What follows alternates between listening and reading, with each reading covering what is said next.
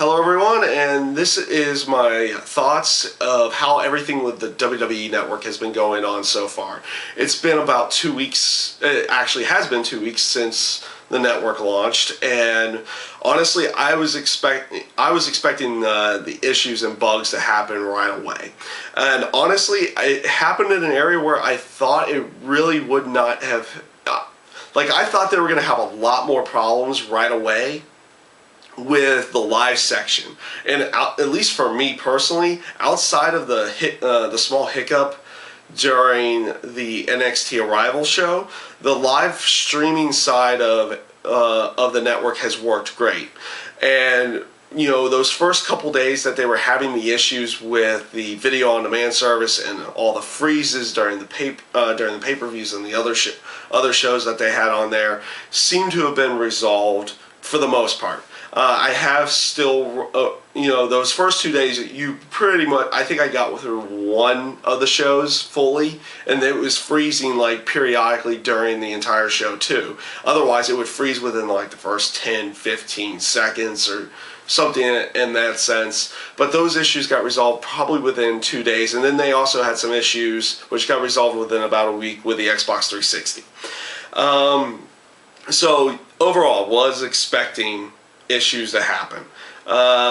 Once those issues have been resolved, the network's been working, you know, almost flawlessly. I've still run into periodic freezes during the video on demand section, but it wasn't as bad as it's been over the you know, those first 2 days.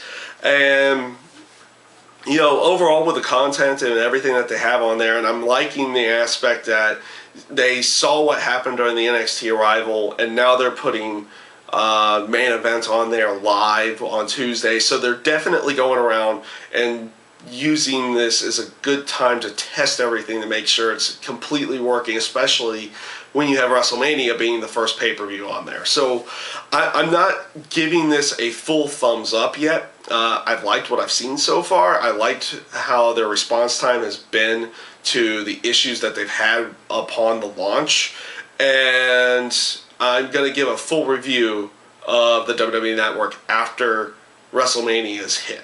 For the most part, it's been, you know, it's pretty decent. It's definitely well worth a $9.99 price tag, as long as all the issues are completely out of the way, or you know, at least the major issues. You might have a few hiccups here and there, a few small minor issues, maybe graphical or in a few other senses, but the main issue is making sure it works on all the platforms it's supposed to. They had that problem for a week with 360. It seems to be completely resolved at this point.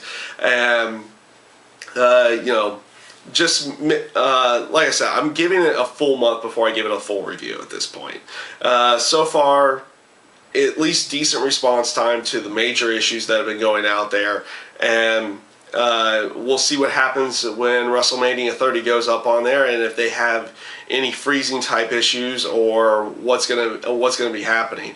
For my end, I use a wired connection for my for watching anything on there, and that definitely, I feel, you know, wireless in the United States is not as good as it is in certain other countries, so you might have a few more problems running it wireless. If you run it wired, it doesn't seem to have those types of problems as much, so we'll see what happens with that as well.